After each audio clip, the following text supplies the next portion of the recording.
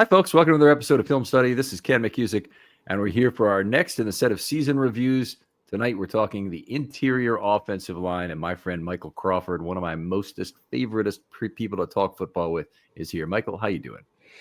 I'm doing well, Ken. It's always so generous of you to say that. I appreciate you having me on, and wish we were talking a few weeks later after the Super Bowl, particularly a Ravens win in the Super Bowl, but not reality, not where we're at. So here we are. Still always good to talk ball. Always enjoy that time with you. So wish it was under different circumstances, but they are what they are. The cheapest ticket for the Super Bowl right now is about $4,900 before fees on SeatGeek. So it was going to be an expensive game to go to, but I'm not sour grapesing it. I'd much rather be there and undergoing the expense rather than rather than here talking this. Let's talk about the Ravens' interior offensive line. We'll discuss the offensive tackles on another show, but the overall offensive line had an outstanding continuity score. It was published by Aaron Schatz. I don't know if he's the one who actually was the originator of it, but he was able to tell me about the formula. It's a 51-point scale, which might not seem like a natural scale to use, but there's a maximum of 17 you can get in each of three categories. The first is how many 22 minus the number of starters you had during the year.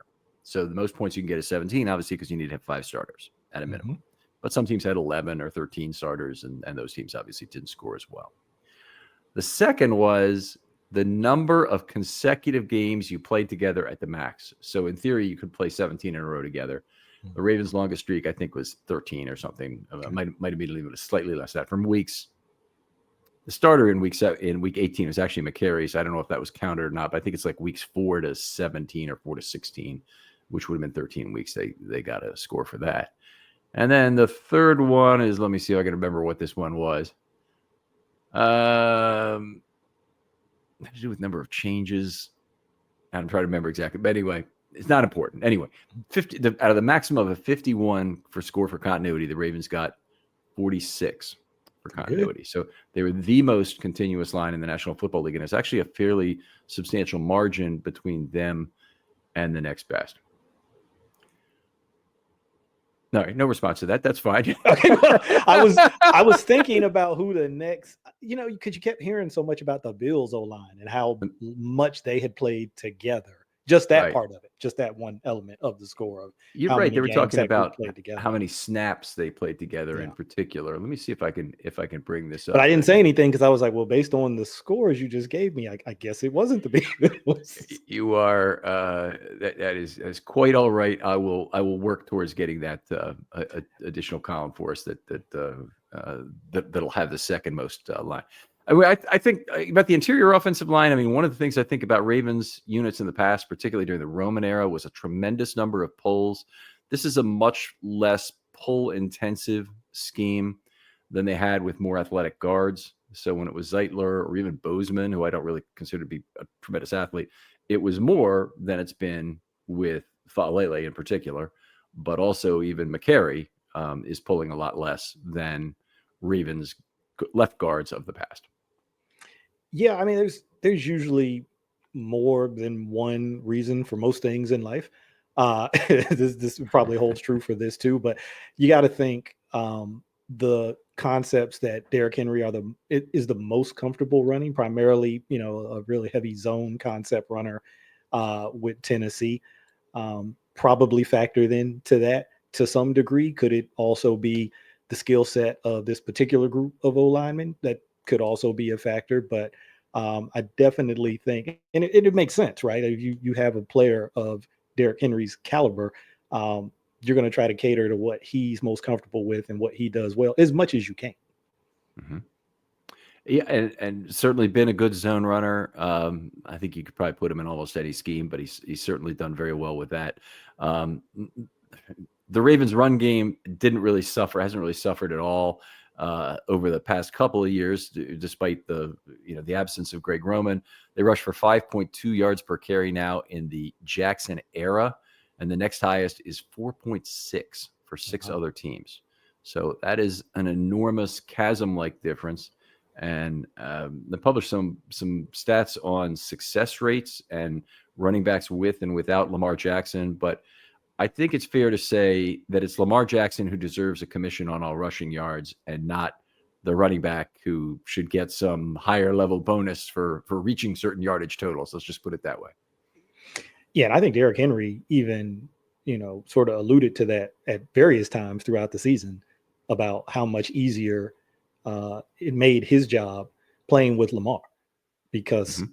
as we know, going back to 2019, first season where Lamar becomes a full-time starter, so much of the defensive reaction is focused on him on every play, on every snap. So, even when you have a great runner like Derrick Henry, and let's not make any mistake about it, he's a great runner. Mhm. It's going to benefit him as well. Yeah, absolutely. And um, it's been a great pairing. Honestly, I was very lukewarm spending all these dollars on Derrick Henry, given other teams' needs in terms of salary, and in particular all the extensions that are coming up this offseason, which the Ravens are due for some very tough choices coming up right now. But he's been totally worth the money, and then some, and he'll be worth the money next year. I hope, certainly, if he stays healthy, he will. So it's great to see that, and the commitment that he has to his off-season workout is like no one else I've ever heard of in terms of what he does, and he certainly looks the part physically when he gets on a playing field, and when he's lifting weights, he doesn't look like any other running back I've ever seen. Uh, but anyway, impressive human being, certainly. Justice Hill, also a fine year. We're not here to talk about the running backs, but they made it work too in the system. And those guys basically had every single carry for the seasons this year. That Mitchell had a few, about 11 carries or something in one game. Otherwise, it was really all Hill and Henry. Really productive season too for Justice. I'm glad you mentioned Yeah. his name. I mean, just reliable, dependable. You're going to have some plays that people point to here and there, particularly in pass pro. Even though I think overall he was solid in pass pro, Hmm. but it's the NFL, so you're not going to win every situation. But um, I remember when they signed him, was it a year or two ago? And there was a little bit of some angst. I think, "Oh, you're spending much money on a backup running back." I mean, it seems like it's been a pretty sound investment to me. Yeah, absolutely. I mean, he's been totally worth the money, and also been a guy that's helped them a lot on special teams, and just a very very fine complimentary player. Uh, how about the Ravens' ability to run when the other team knows it's coming? Now, this is something the Ravens have not lost a two-score game in 3 years with Lamar Jackson. Now it's since that Miami game where they got 40s cover zero blitzes in the game. That's the last time they lost by two scores. In this year, they weren't ever in a position where the other team was really running the clock out of them, if they were, it wasn't for very much time. But the Ravens were certainly in a position where they were closing out some games. I was very impressed with the way they were still able to run it effectively in those situations. It's the hallmark of a dominant run game when everybody in the stadium, everybody watching at home knows what's coming and they can't do anything to stop it. It's got to be such a demoralizing thing too if you're on defense because you know it. And you're sending in personnel, you're running schemes specifically to try to stop it in those situations. You're like, we got to stop them and get the ball back. And you Mhm. just can't. There's just nothing you can do about it. Yeah. All right, let's talk some individual players here. We'll start with Tyler Linderbaum, the center. Um, I- I've got some things to say about his pass blocking this year. He took a pretty significant step backwards as a pass blocker from 2023. Still remains very effective at a number of things. He's a great mobility blocker, great guy for getting into level two, good leader of the line. I think in general, I think he's picked up on all that's necessary. What are your high level thoughts on him? Yeah, I mean, I think still probably among the better centers in the league, right? At that position. I was reading your notes that you sent before the show, so I Hmm. I, I know that you're going to get into some specifics about his pass protection this year. Um, and we'll probably talk about this as well as we go. But having two new guards on either side of you Yeah. has got to factor in on some level, not to completely absolve him of any individual accountability, He certainly wouldn't do that, right? If we were talking to him, he would put it all on his own shoulders. But if we're being realistic, that's got to factor in a little bit to maybe some of that. But yeah, still, his calling card coming out of Iowa was mobility. Still, kind of what he hangs his hat on, being able to get to level 2, being able to do a variety of different things, and screen game on the line of scrimmage.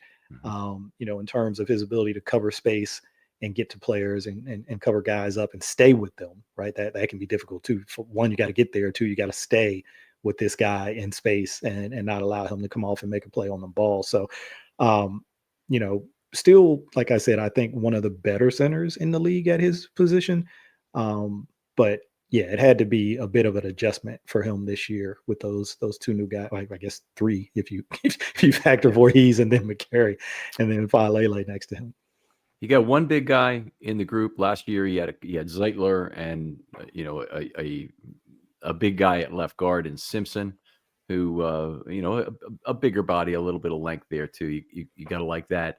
But this year had a tough pass blocking year. Fell back to the middle of the league, and that's something that he had shot up in 23. Been one of the best blockers, especially when you adjust his performance relative to others. And this year, he's pretty much a league average pass blocker. And I got some other stats today from Timo Riska, who's the PFF head of R&D, and he sent me ones that are opponent adjusted. Now, they don't do opponent adjusted on their site, but he's done some graphs and that you can look them up. They're out there. But Linderbaum was basically right at league average, and multi-year league average is how Timo puts it for that. And effectively, these numbers adjust for quality of opponent, down and distance, game situation, things like that.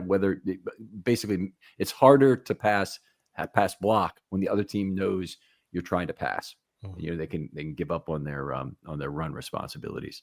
And that he's being a league average one. That should be. It would be great if we knew this was happening in 24 and it was just after the 22 season, but it actually represents an element of regression from 23 where he'd really step forward. And I think if I'm going to say it as nicely as I can, I think in 23, there's no doubt about it, he earned his Pro Bowl. In 24, I don't think he did. Mm-hmm. Yeah,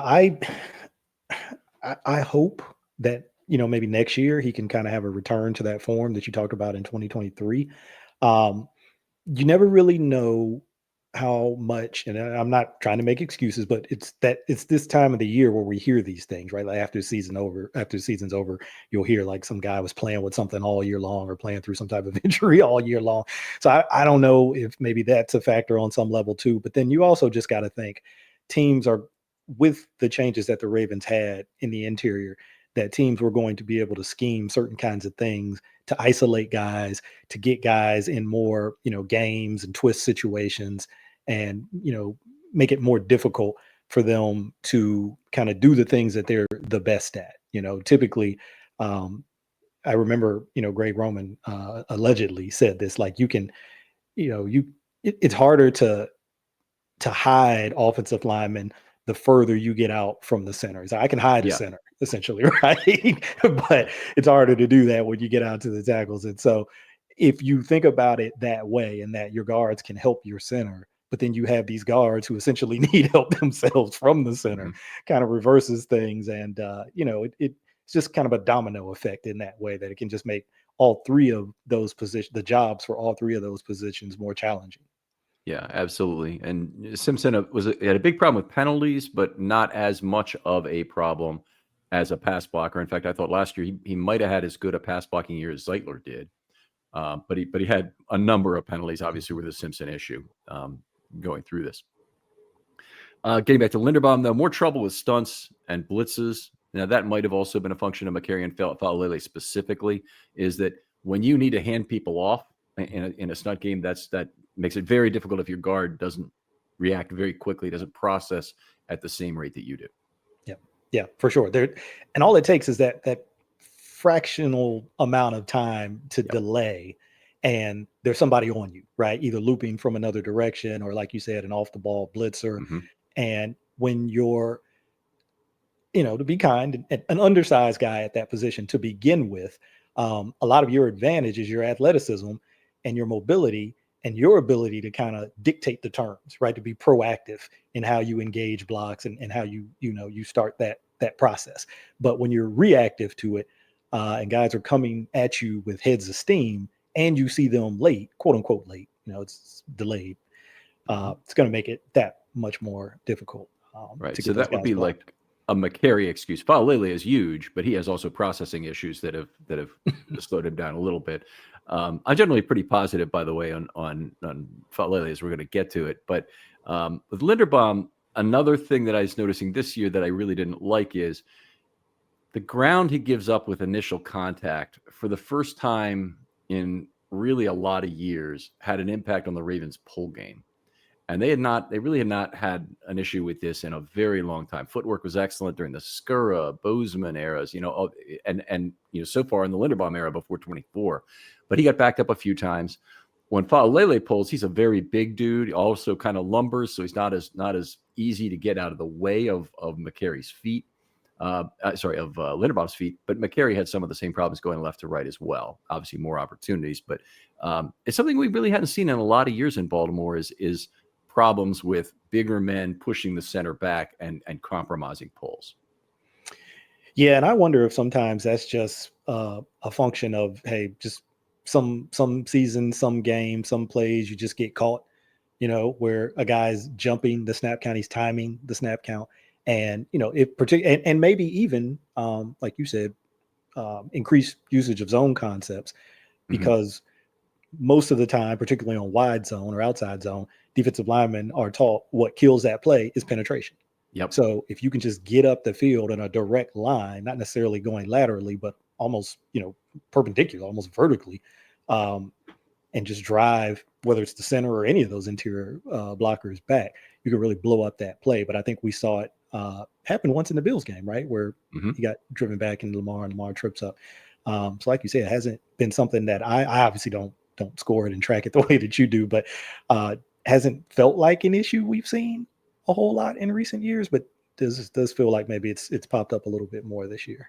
So the other year we're looking at now, because we're still trying to catch up back to the beginning of franchise history. We've been working on this year for like several years. So you've probably heard me tell the story. The 2005 season is a disastrous one for the interior offensive line of the Baltimore Ravens. And they have three guys playing in there, and they might as well be the Three Stooges. Mike Flynn, who had played in the league for a long time, had a lot of trouble with his footwork, and his first instinct was to step backwards, which is not what you want on pulls. And I think this was before Joe D arrived. I'm not sure exactly when he arrived, but when he arrived is basically when I think of a lot of this footwork getting cleaned up.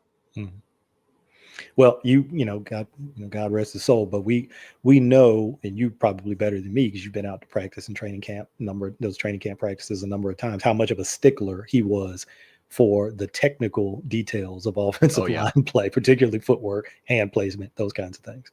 Yeah, absolutely. I mean, you watch offensive line sessions going on, and he's very hands-on. He gets right in there. He shows you exactly where to put your feet when you see somebody not doing it.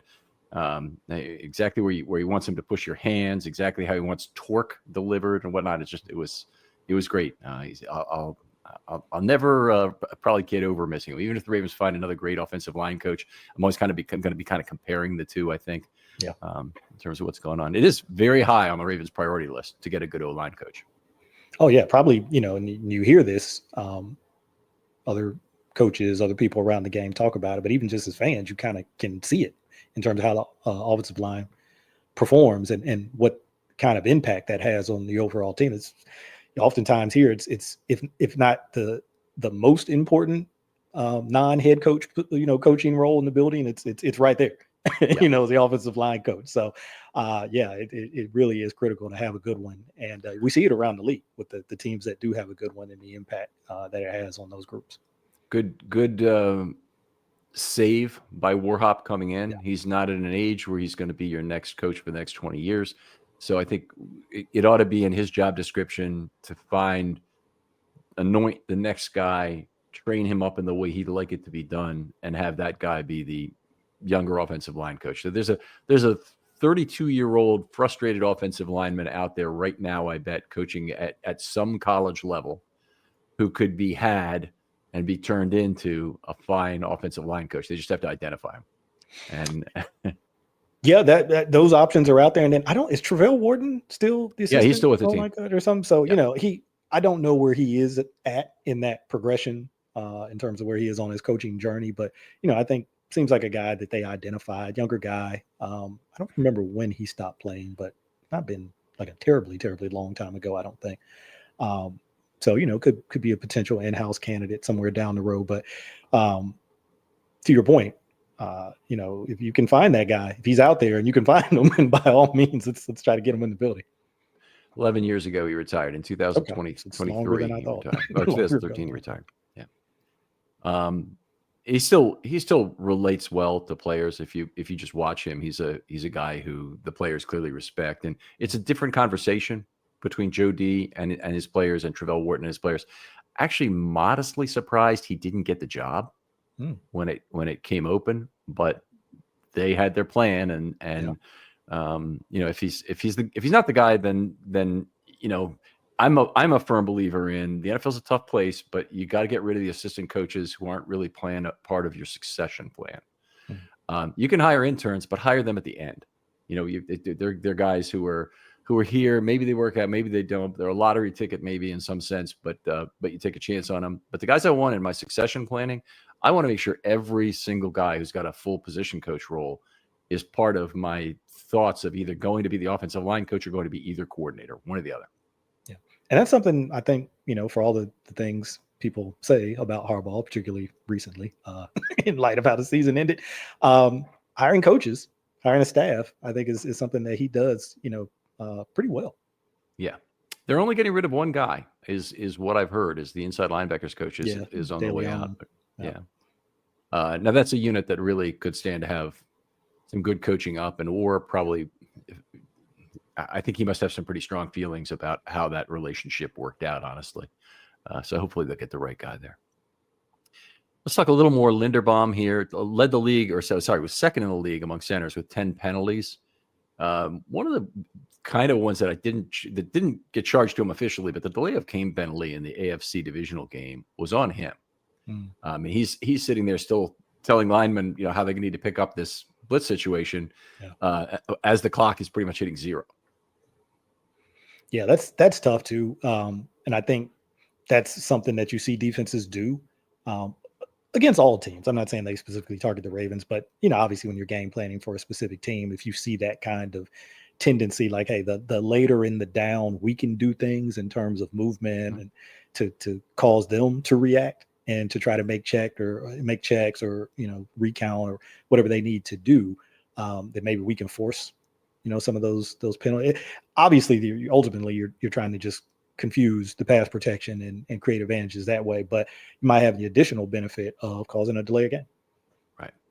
And the Ravens do a number of things like that. In particular, they really take advantage when the offensive team substitutes late.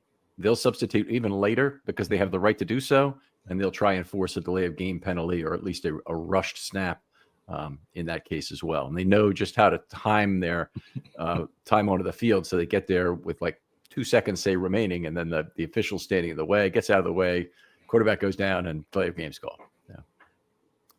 In terms of his grades so far for the years I scored it, didn't have any single failing grade this year, which is a little bit unusual because most linemen have a really bad game in a year. There's a lot of game-to-game variation. In a 20-game stretch for a baseball player, you'd certainly expect him to probably go 0 for 4 with 3 strikeouts and maybe even make an error in a game. But he didn't have a game like that this year. All his games were D or higher, although there were some lower grades this year. He had trouble with bigger men.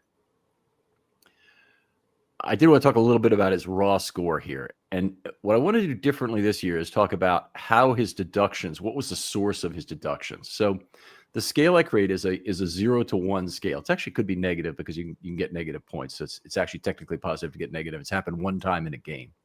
But for basically the top score is 1. And it's where did your deductions come from is what I've calculated for each of the linemen this year.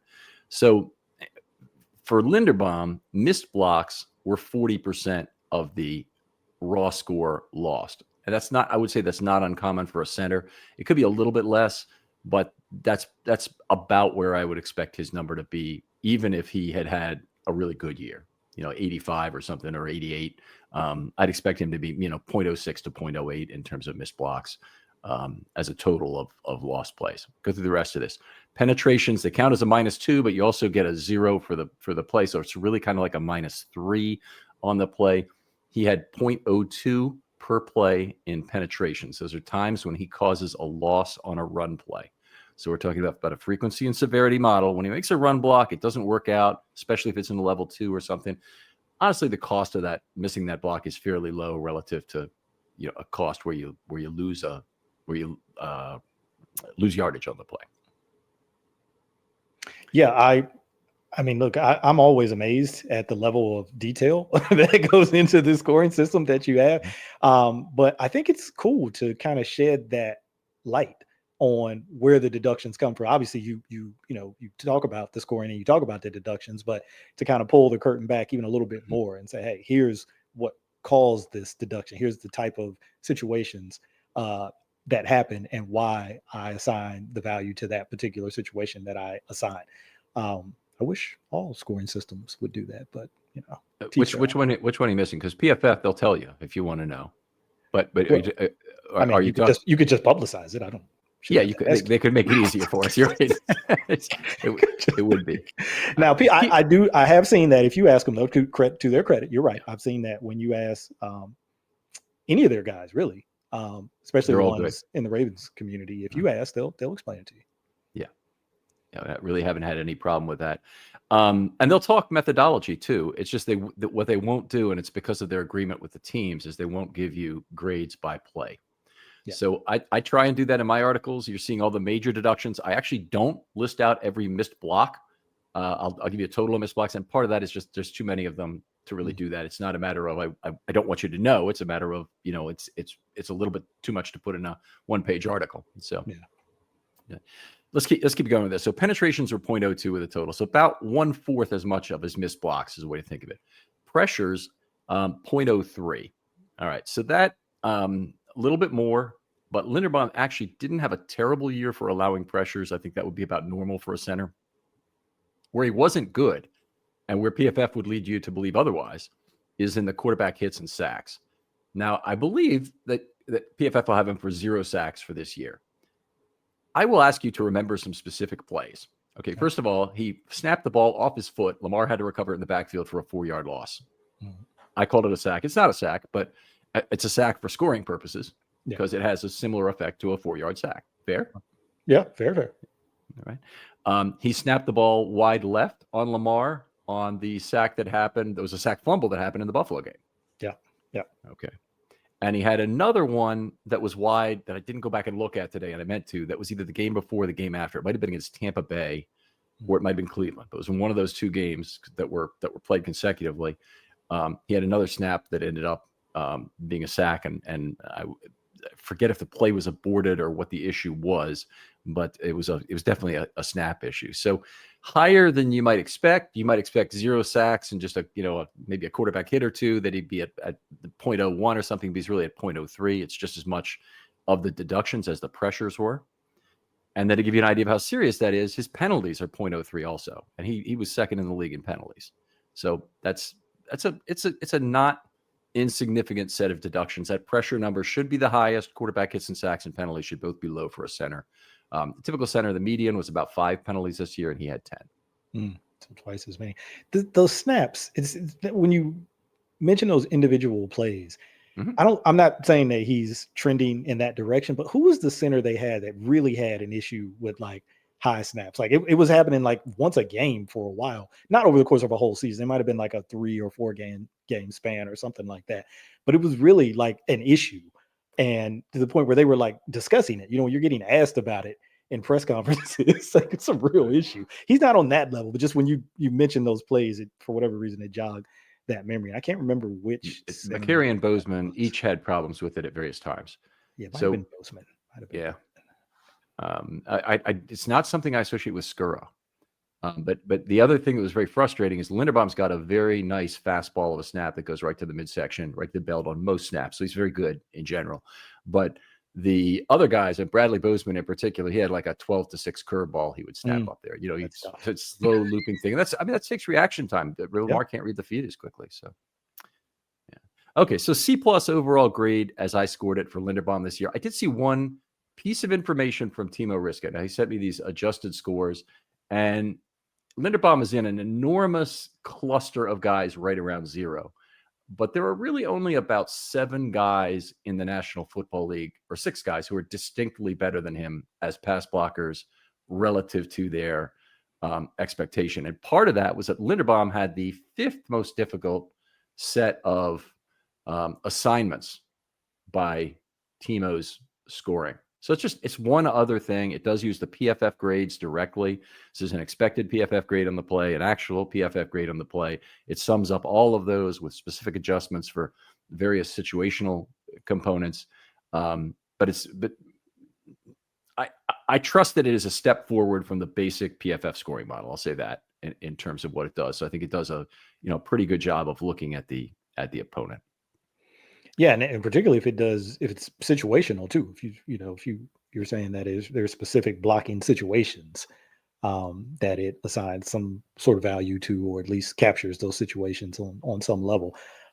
That's about as granular as you can get, aside from being in the O-line room and the O-line coach breaking down your film. Yeah, no, I agree. Big situation coming up for Linderbaum this offseason, because there's a year 5 option the Ravens will have to decide on if they can't re-sign him, because they would have to pay left tackle money for a center.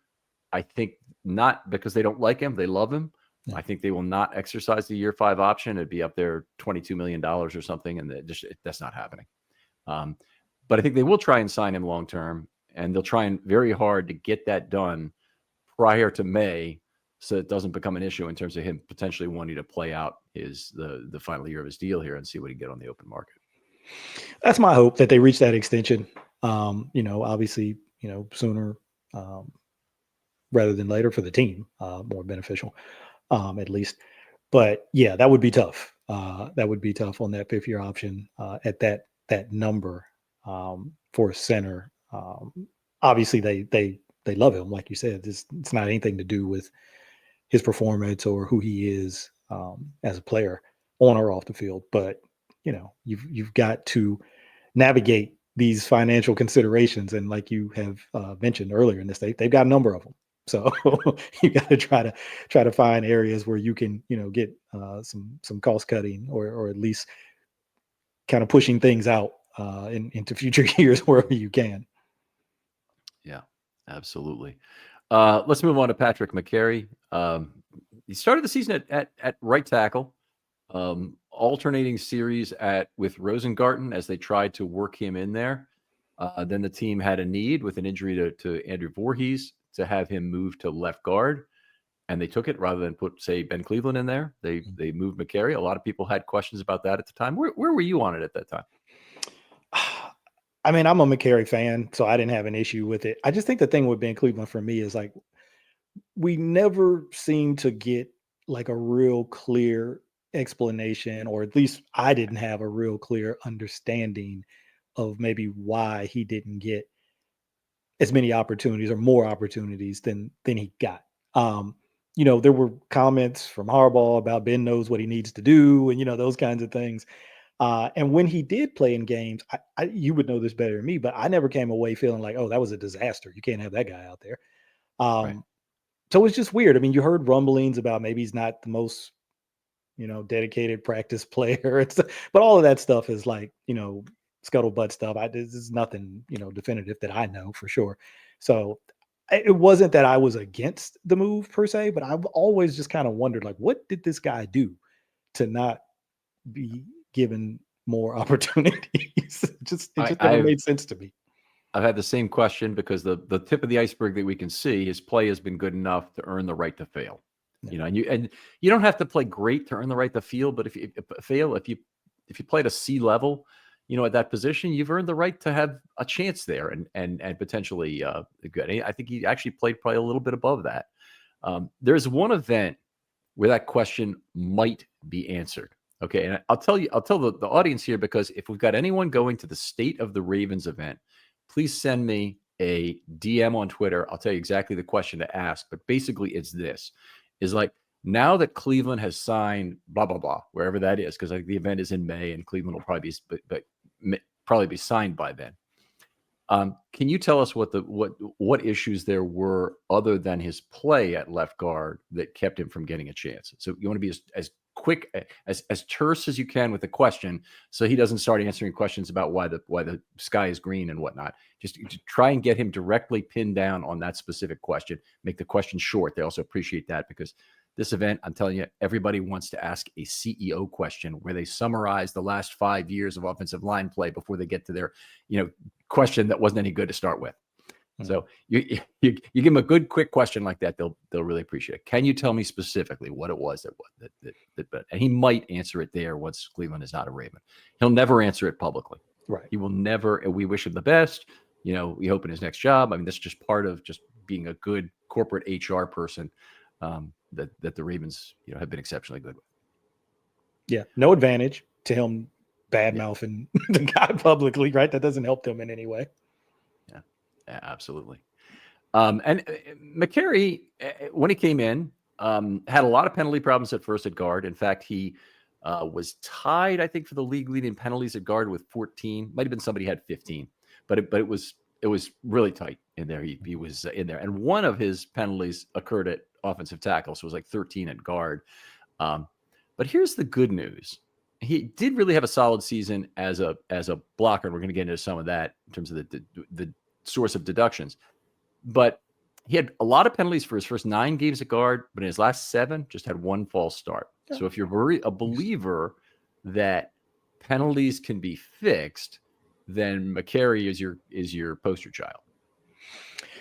That is interesting. I did not realize that it got cleaned up that much over those last 7 games. But yeah, I mean, do you know how many false starts he had before those last 7? False starts weren't the problem. It was a bunch of offensive holdings. Oh, so okay. You don't want the post-snap fouls are totally unacceptable. I think Right. he might have had 1 illegally downfield. I'll look it up while you're. Yeah, I remember that one. Pittsburgh. He did have one because it called back up. I think it was a Derrick Henry catch and run or something like that. And yeah, he did get called for that. That had to be in the first Pittsburgh game. Yeah, his last 7 included the playoffs. So yeah, I'm sure that was it. Yeah, it was his first Pittsburgh game. But okay, but still good that that only penalty over those last 7 games was a false start. So yeah, I guess there's something there, right? When you hear, because obviously Harbaugh was getting asked about it week after week after week as his pressers, and he'd say, hey, we're working on it. We're working on it. We're trying to fix those things. Guys are trying to clean those things up. And I guess there's a poster child for it, right? McCary, he cleaned it up. Yeah, here are the penalties for the year. So he only had 1 false start according to the NFL's official statistics. So I think one of the false starts was on McCary clearly by the video. So I gave that to him, and I have to get the week for you, but it's his late penalty that occurred after week 12. Here's the rest of them: illegal formation, declinable; offensive holding, offensive holding, offensive holding, offensive holding, offensive holding, all declinable; illegal downfield pass, that was in week 10 against Cincinnati; unsportsmanlike conduct, illegal downfield pass, and offensive holding, all in that game against Pittsburgh. Decline. It nullified 34 yards of gains on those 2 illegal downfield pass, and the holding penalty stalled a drive. So that and the first one of the 2 stalled a drive as well. The first of the illegal 2 downfield passes. So you can't do much worse than that. And then he had 1 more final offensive holding in week 12 to finish up his season. That is a prodigiously bad season for penalties. But what's incredible to me is, as that was happening, he was having a pretty good blocking year and is still playing at about a C level, even with this monstrous set of penalties. Yeah, and sometimes holding, I'm not justifying it. Obviously, it's not something you want, but sometimes, at least for me, if the penalty is of an effort kind of nature, like you're trying, right? You're trying to make a play and you get flagged. It's case by case on those, right? If it's the other stuff like the illegal downfield, like, okay, you got to know where you are on the field. I mean, that's something that they practice. It's definitely something they go over. You can't make those kinds of mistakes. That's not effort based per se. that's just kind of having that awareness of knowing where you are on the field and making sure that you don't, get past, what is it, 1 yard in the NFL, something like that. Don't get downfield past that restriction. But the volume of holdings, right, going back to what I was just saying about effort and how maybe sometimes that justifies it, that's just too many. It's too many. And knowing when to give up on the edge of run plays is almost always what that comes down to.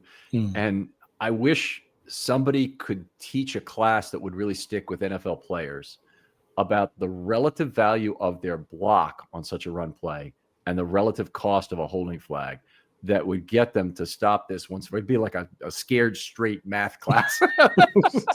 I wish they could somehow express just how costly that is relative. But talk to some people and they don't even really understand the difference between a declinable foul and a pre-snap foul. Like false start is not nearly as bad as an illegal downfield penalty. They're both 5 yards, but it's the declinable component of that is enormous. Yeah, and you would hope that these things are being discussed. I would right. Hope. I mean, you've got look, obviously you've got the O-line coach, who's the offensive line coach, or just the position coach in each of these rooms, who's responsible for a lot of different things. But typically, they've got a number of like assistants in there or interns. So you got people who can go off and kind of do these little specific projects.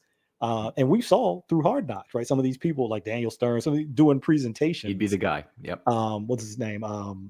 Noel Riley, was another one of the guys. So you see these guys doing these like specific presentations. So got to think it's something that they would be discussing and trying to make the players aware of. It did improve across the OL, so we'll get to some other players there who did that. Interestingly enough, and this is why McCary doesn't rate particularly higher on the list of all guards in the league. I think he's like 35th out of 57 guards in his overall play. I would not ever look at that overall number from PFF. You want to look at the separate pass and run blocking numbers. Their way of weighting those two doesn't make any sense. They way overweight run blocking for interior offensive linemen, and they way underweight penalties. So those two things actually go in opposite directions for McCary, but it's one of the problems. But if you look at pass blocking alone, he was 19th of 57 guards in pass blocking score. And I've got similar pass blocking numbers we'll get to in a minute that are reasonably good for a guard. But Timo's the numbers Timo sent me for guard for his opportunity set was make sure I get this right. I got to get the guard one here. I got the center.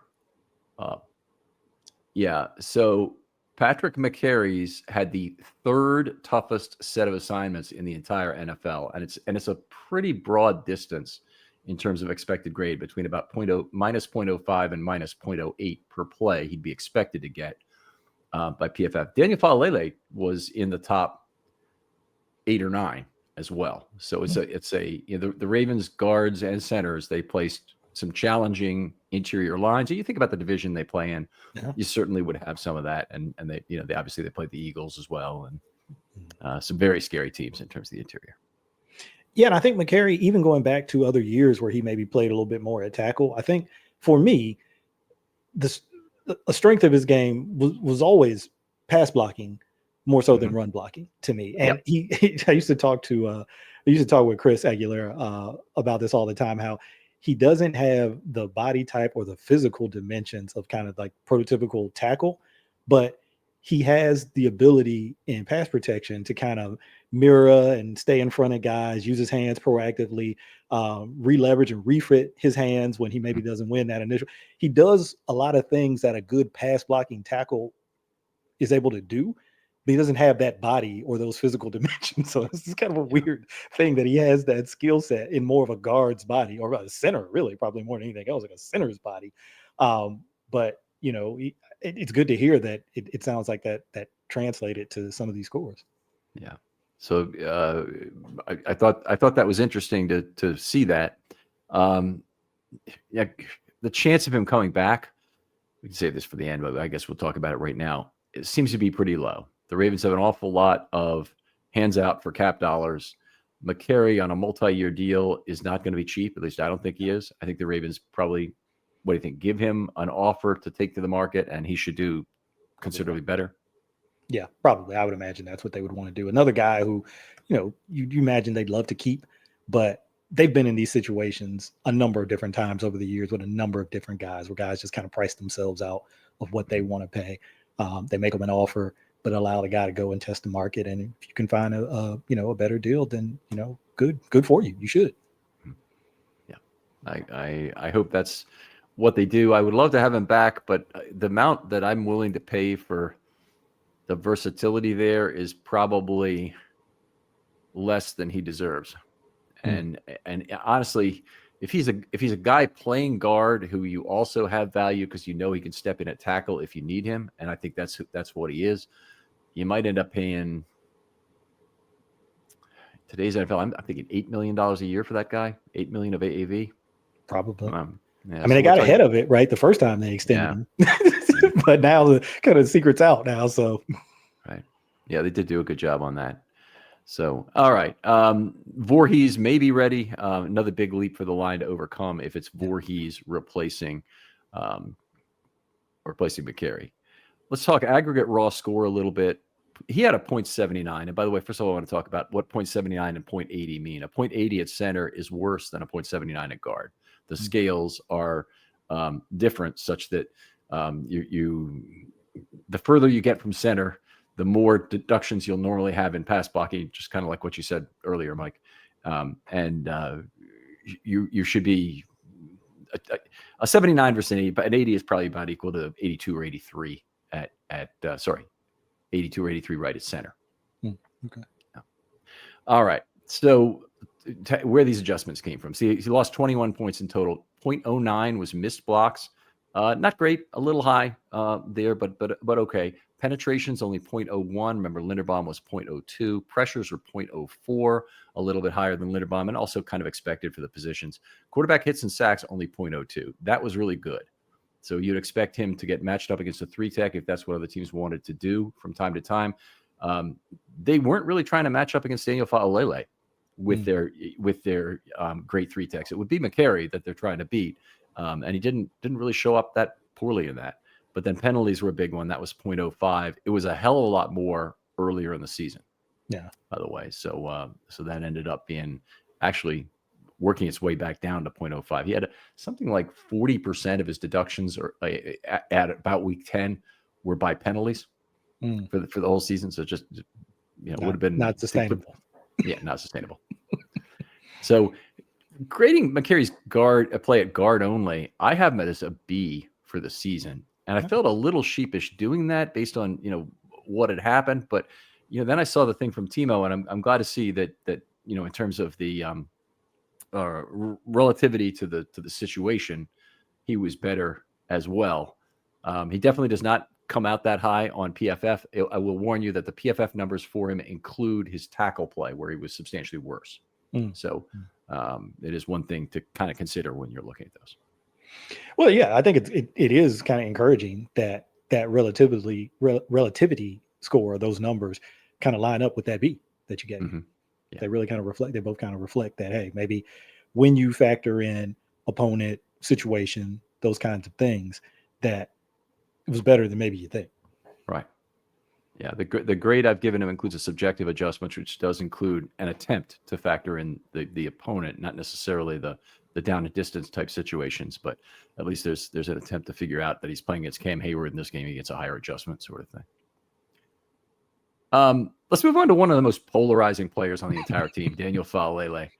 What I like to say about it is the ultimate triumph of function over form. Actually grades out pretty well, particularly his last 5 games of the season. But he does not look or move like a guard at all, even now. Yeah, I'll start with the disclaimer that I'm biased in favor of Lele, have been since he came out of Minnesota. So it's been tough, particularly earlier in the season. It got less tough as the season went on, but particularly early in the season, I mean, people who I really kind of interact with and engage with on Twitter who know that about me were like, "What are you crazy? What is it about this guy that you like? Are you watching the same games that we're watching?" And I'm like, "Look, you got to factor in it's a position change.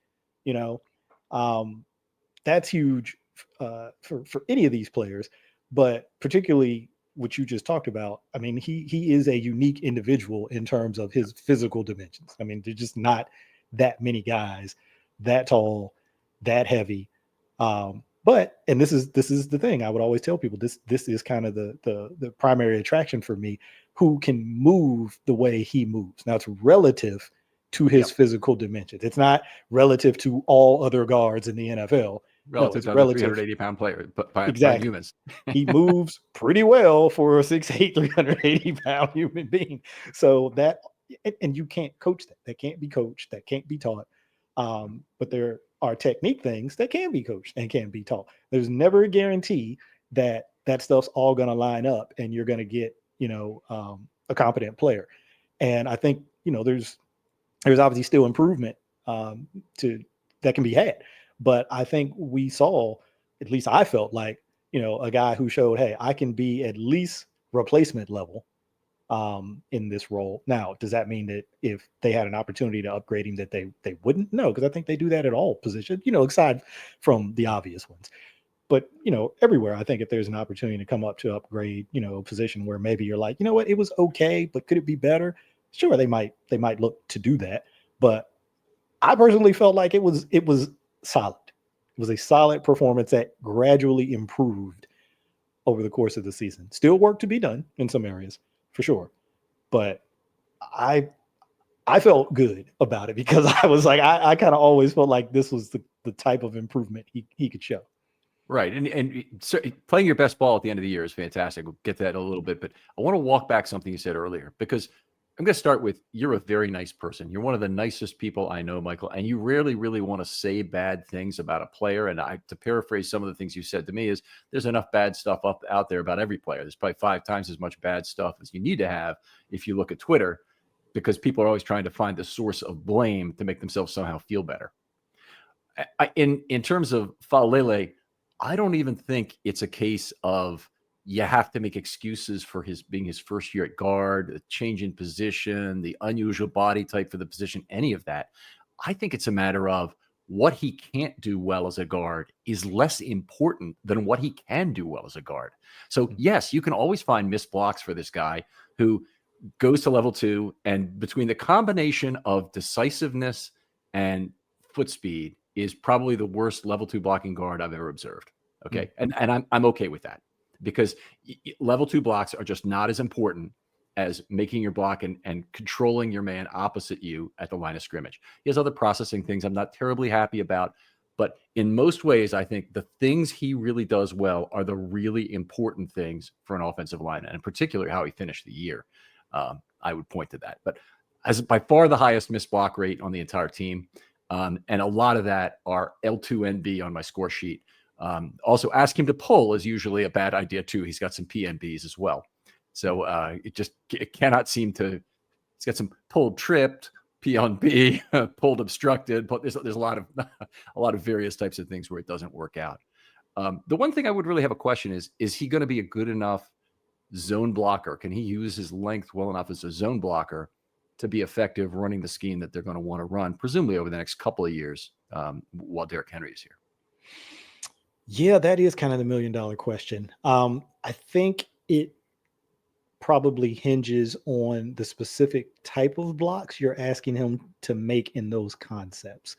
If he's kind of that first level combo blocker with the center, or maybe even with a tackle, and he gets to stay on the down lineman, and then try to kind of reach and seal that guy or wall him off, that's still not, maybe his strong suit per se. But I think there's probably a better opportunity for him to accomplish that than the climb guy, right? The guy who's coming off of that first level defender and climbing to the second level.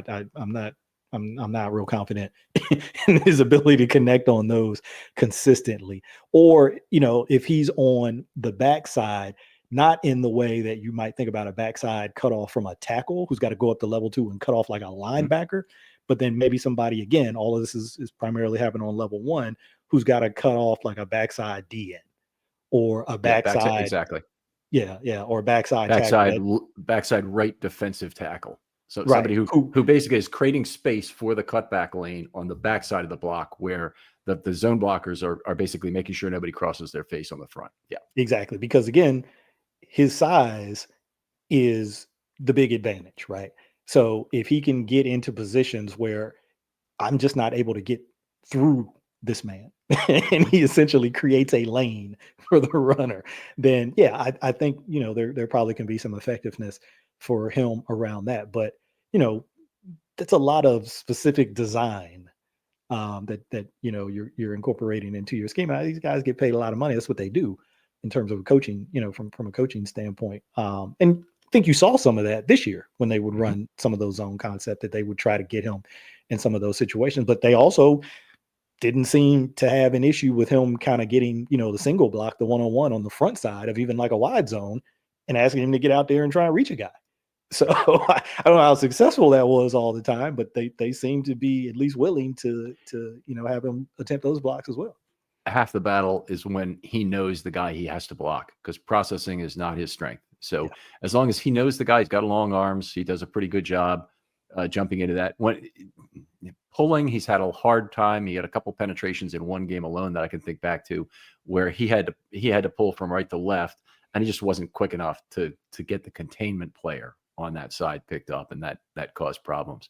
But another problem that's been talked about him fairly regularly is physicality and not using his arms the way it is. I mean, that's certainly my complaint about him going into this year, was that he really didn't make use of his size very effectively. These last 5 games, he's been a monster. It's like he's got some blood on his gums, and he likes the taste of it. And he really he's looking to pancake people. That Buffalo field was pretty sloppy. So it was a nice one for him to push people down. He did some of it in level 2. He did some of that at the line of scrimmage, and he did some of it where he doesn't even get credit for the pancake when he's initially comboing with another player. That's if he gets set up, that guy's going far to one side. Yeah. Mentality was something that I wanted to see more consistency from him. And I think you just illustrated it, that you started to see it over those last handful of games, because I've always made like the Shaquille O'Neal comparison. Like, I'm the biggest dude out here and I know it. And there's Yeah. nobody who can do anything about it. Now, that doesn't mean that you're going to win every situation, because you're playing against, the best of the best. They're going to get you sometimes too. But I think there's something to be said. And when one guy who always comes to my mind when I think about those kinds of examples, not saying he's the only guy for sure, but in terms of Ravens, is KO, Kelechi Osemele. Yeah. Like, not that he didn't play with technique, but he got off the bus with, I'm a bad dude. Okay. And I think that can sometimes mitigate, maybe some technique that isn't, necessarily the highest level all the time, when you're just nasty. He wouldn't And have been the draft steal that he was for the Ravens towards the end of that second round if he didn't have some technique issues the Ravens knew they would have had to fix. I mean, he's a first round draft pick all the way in terms of his size and arm length and all that. Yeah. Yeah. So it was good to see that from Daniel. It was good to see that. And I'm like, yeah, let's just keep that. Let's keep with that. Let's play with that consistently in every game, under control. Nobody's saying go out there and like be out of control, but let people know, let people feel you out there. Like, hey, don't don't think that I'm, some kind of big softy. Okay. Because you're gonna find yourself on your backside. Yeah, it's great. I mean, just putting the fear of that in any player. And already level 2 and level 3 players have no desire to run into him headlong. They all try and get around him, and the Ravens can use that to their advantage Sure. pretty effectively. But McCary can even use it. Sorry, not McCary. Faalele can even use it to his advantage by overcorrecting in terms of leverage where he wants to be, making it easier for the player to run around him in one direction. But it's a lot harder to run around Faalele than it is other players. Yeah, and that sometimes, like you said, that creates even bigger seams and even bigger lanes. They're trying so hard to get around him to one particular side that they create these bigger than necessary seams in the defense. So sometimes that can be it looks like, oh, this guy's outrunning him, he can't get to this guy. Well, let him run way over there, and rely on the runners to use his vision to cut and find those seams. One thing we talk about in the actuarial work is RHE, or recent historical experience. And you'll hear me say it other ways on this show. The most recent data is the most pertinent, is what I'd say. For Daniel to have 5 of his best 7 games be the last 5 games bodes very well for 2025.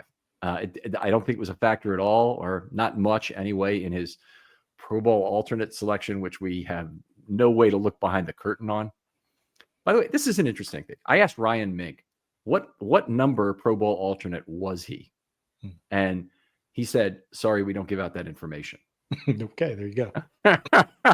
There you go. So, you do hear at the end, certain people like Ronnie Stanley got elevated to the Pro Bowl, and somebody else did too. I'm forgetting who it was for this week. Cal Illinois. So that's nice when it happens. It means they were like a first or second alternate probably. But Tyrod Taylor got it, I think, as a 6th alternate one time. He was the I would love to know what this is. Or is it just a nomination process where you say, everybody's got to give me one guard in the league and I'll re-rank them as alternates after everybody gives me their one guy. Yeah. So it could be that Harbaugh actually made him an alternate for the Pro Bowl. But he finished the season very strong. I'm extremely happy with where it went. I have some more numbers to support that. Don't think he'll play ever again at offensive tackle unless there's some sort of emergency need we can't foresee.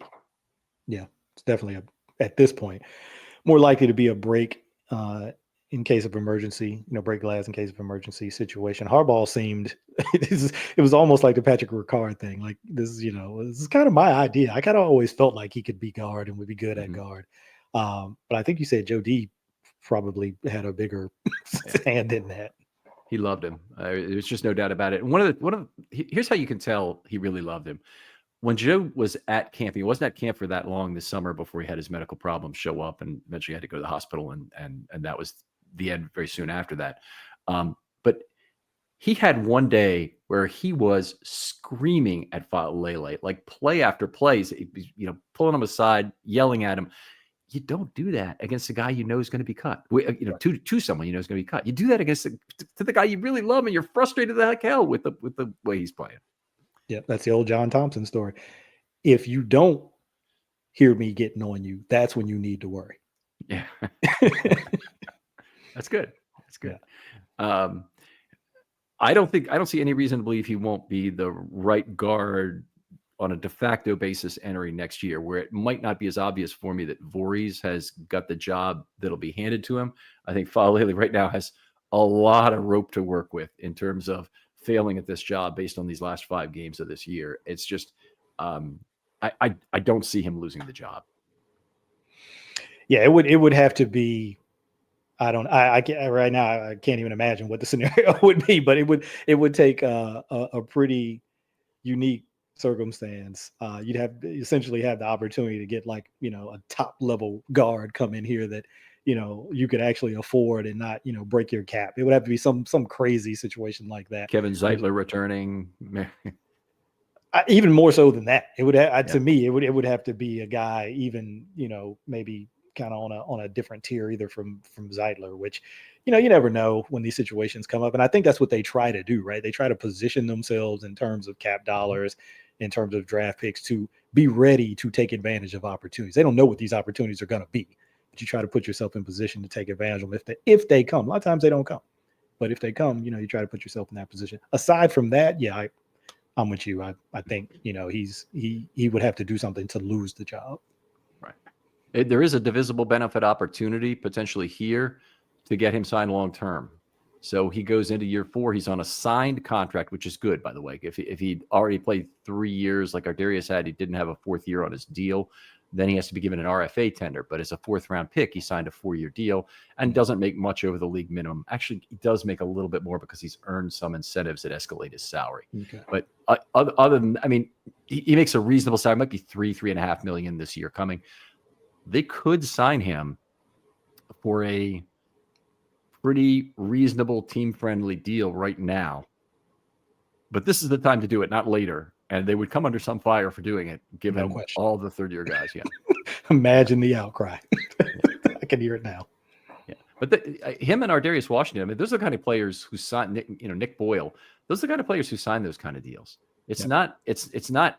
Travis Jones. Unfortunately, it's probably not Isaiah Likely. It's almost certainly not. Adafe Owe. He's on the 5th-year option. He's basically saying, "Look, I'm in the driver's seat now. You're paying me 14 million this next year, whether you like it or not.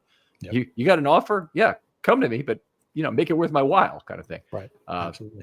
Yeah. So Falele he's still at a point where if he played poorly, he could be almost, not quite, but almost out of the NFL. Maybe one more chance 1 year somewhere if he were to play poorly. So for signing for 3 years, 16 million might seem pretty good at this point to him. And I would frankly love to see that kind of thing happen. Yeah, similar to the first Makari situation we were talking about, right? Different in that Makari wasn't a starter per se at that time, but an opportunity to get ahead of where things were going to go with that player. Yeah. Yeah, absolutely. So it would make a lot of sense. In the same way, Linderbaum kind of has the Ravens over a barrel. The only thing that Linderbaum has is the injury risk for this year that he'd be playing against. Yeah.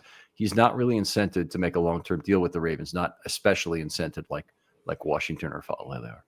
Real quickly, we're running way long. It always happens when we talk things, or when we talk offensive line in general. His aggregate raw score for the year was 0.75. And by the way, all these guys on the interior offensive line in very close cluster of raw scores, but it's 0.75 at guard, which is maybe like 0.78 at center.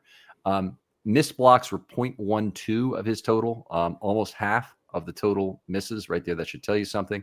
Penetrations were 0.01. Pressures were 0.06. He did have a little problem giving up some pressures. Most of that was early in the year. Quarterback hits and sacks 0.03 and penalties 0.02. He is another one who finished the year with hardly any penalties down the stretch. I'll just go quickly and pick this up, but it was he had 6 penalties for the whole year and none after week 10. Nice. So great finish for him as well. He had some costly ones before that. Yeah, that's good. It's good to see that trend, right, with some of the guys considering where they started. Yeah. So I'm going to give him 2 grades here. You got a C for the year at 0.75. He's right in the middle of the C range. It's not a question of whether it would be a little bit higher, a little bit lower. But the last 5 games, aggregate A, did not allow a quarterback hit, did not allow a sack, did not allow a penetration. He allowed 2 pressures in those last 5 games. And I have him for 1 penalty here. And I just saw this. Oh, it must have been in the playoff game. Must have been in one of the 2 playoff games that this occurred, because he didn't. I'll look for the postseason here. No, didn't have him in the playoff game. So I'll have to figure out where that was. But I have him for 1 penalty in these last 2 games. So great finish to the year for Falele, and I'm at the peak. I'm at the apex of my Falele excitement right now. Are you? You're a pro Falele guy to start with. I can't imagine you're not more of a pro Falele guy now. Oh yeah, I'm not at the apex. I think we can go higher. I think the excitement level can go even higher. Yeah.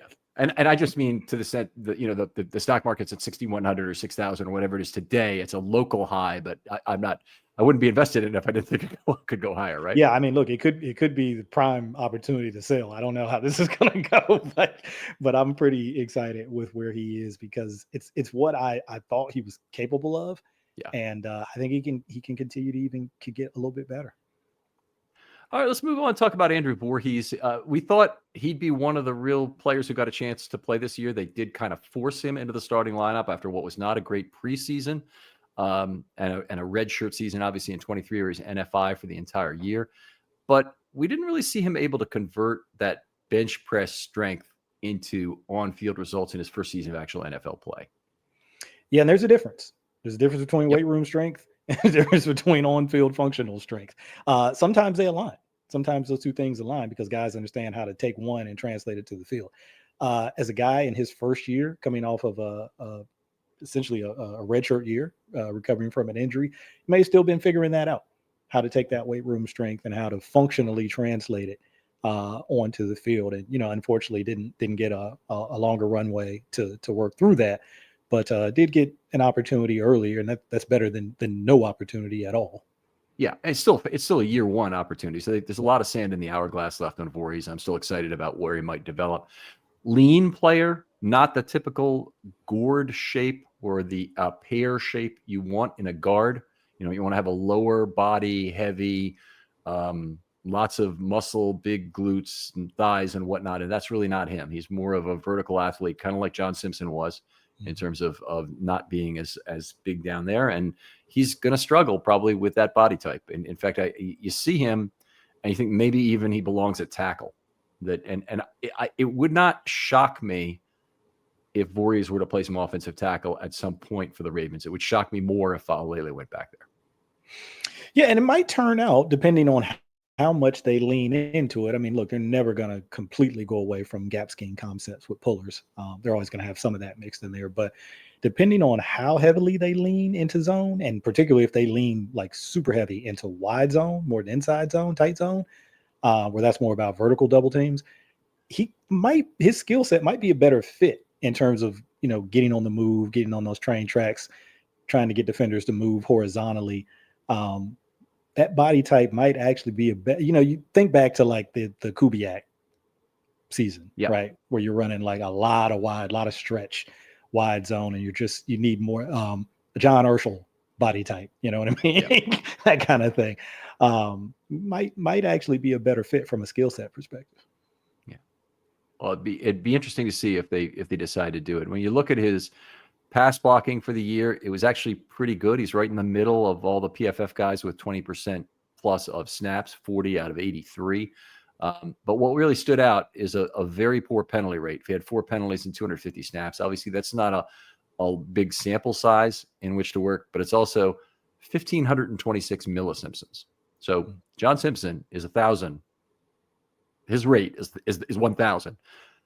He's 1.526 times as high in terms of penalty rate than John Simpson was for his career or for last year. So that's too high for a guard, and hopefully he'll be able to correct that. And given Warhop's success in getting the other guys straightened out down the stretch, I think it's possible.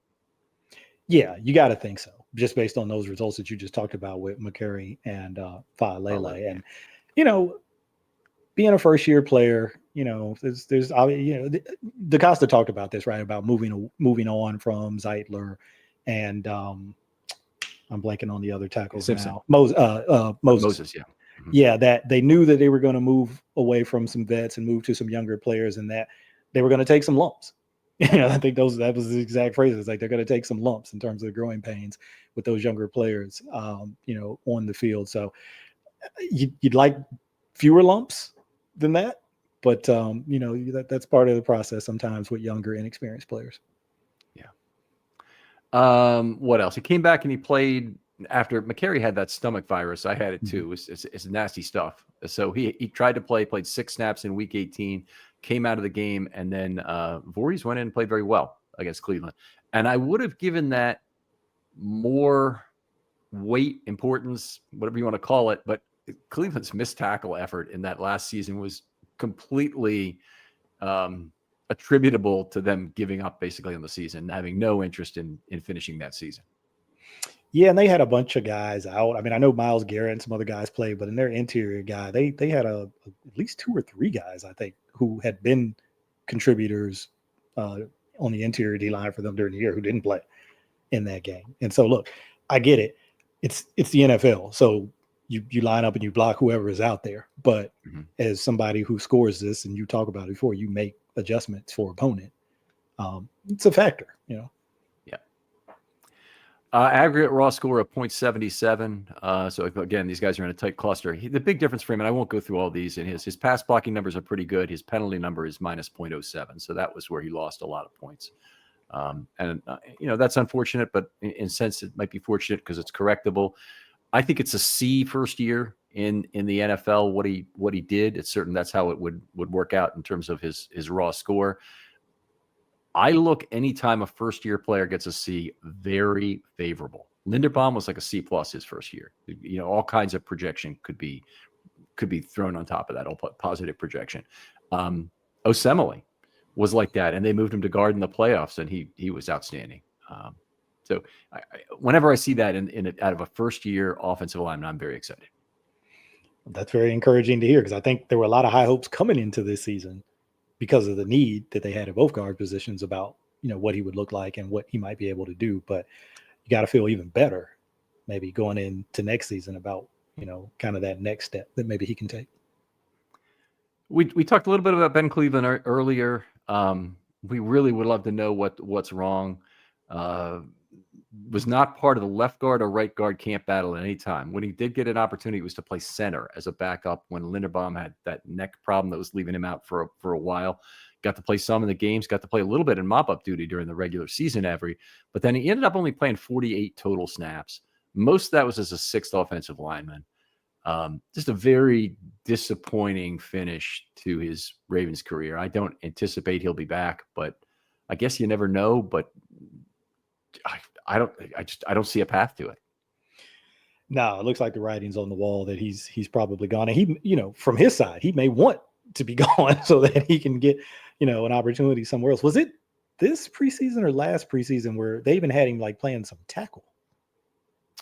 That might have been last. Yeah. He did play some tackle, and I thought that from the start of his career, given his length and his size and whatnot, that he might be a guy who could be a tackle. And that was, remember, when the Ravens had all those problems in 21 in particular. Yeah. That might have been the time that you might have to use Ben Cleveland at tackle, but it never ended up materializing. No, that was kind of another sign to me. That's the only reason I bring that up, because I'm like, all right, they're trying this guy all over the place. There's something going on here. Well, let's talk about the offseason ahead and some of the needs for these for what the Ravens need to do here. I think, as I see it, they've got two key decisions. The first is when they extend Tyler Linderbaum, but I think it's my mind. It's now or never. Yeah, like you said, before May, right? Yeah.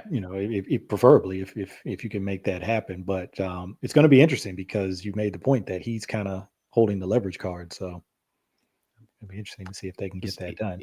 They've got a little more leverage with him because he's playing a year at like $5 million. Oweh is the guy who really holds all the cards against the Ravens because he's got a fifth-year option. He's already going to be playing. So anyway, they'll probably have to figure it out. He's one of several that they, Travis Jones is critically important to this team right now in terms of where they go. And Isaiah Likely, he's the key to moving on from Mark Andrews if that's really what you want to do. Yep. So you got to get him signed long-term. So, it's so many players, and I'd hate to see them let Linderbaum walk, particularly would really, all the walks they've had just should kill your depth. The 2024 Ravens got by, with this great continuity they had on the team, but should have killed their depth to lose all the players they did. Yeah, and he's the type of guy that DeCosta has talked about. Like, hey, when we draft young players and they develop and turn into good core players for us, we want to retain those guys. Mm-hmm. So, I know that they'll do certainly going to be a best effort kind of situation. I don't think they're going to like play any like games trying to, low ball or anything like that. I don't know that they do that anyway with the guys that, they really feel strongly about. But I think they'll get something done. I feel good about it. I think they'll get something done. Yeah, I do too. Okay, let's talk about decision number 2, which is, do you try and extend McCary? Do you commit completely to Voorhees with a relatively thin backup group, and look for, that would, I'm sure, mean, and it would mean anyway, looking to the draft for a left guard? Yeah, I like the approach we talked about earlier, where McCary is probably going to price himself out, but you make him an offer. You let him go test the market.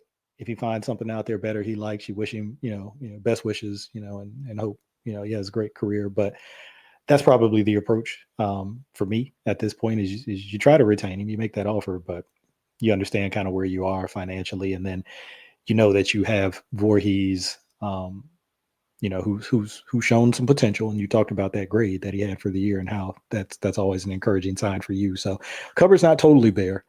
If McCary was to leave, you'd love to retain him, but I feel like you have at least, I don't even want to necessarily call it a succession plan. It's a succession idea, a succession vision of how this could work out. So that's where it is, because all has to be kind of decided before the draft. Yeah. Someone is going to sign Stanley before the draft, whether it's the Ravens or somebody else, but we could certainly be looking at an Armageddon type situation where Stanley, Jones, McCary, and Cleveland are all gone, and that is a incredible component of your depth. That's actually 4 of your 8 active game day linemen leaving the team. Yeah. I mean, we thought they had a lot to overcome after 2023. Yeah, this would be worse. Yeah, for sure. I think there's a high probability of guard being drafted no matter what. we just talked about the gutting, so we don't need to talk about this. I also think if Josh Jones is re-signed, from what I've seen, I want him playing sixth offensive lineman, offensive tackle as a backup, or maybe even offensive tackle as a starter for a year. But I think he's too valuable to have on the field a lot on the interior because of his OT value. I wouldn't use him like the way the Ravens used McCary this last year. Yeah, I agree with you on that. Nice contingency to have. Being able to get him and still relatively young guy. Right? I don't think he's 30 years old yet, is he? I don't think. No, he's been in the league for 6 years now, I think. So I'll look Yeah. it So up while you're. late 20s, probably somewhere in Mhm. there, 20, 27, 28, He might be 29. 27. Yep. Yeah, somewhere in there.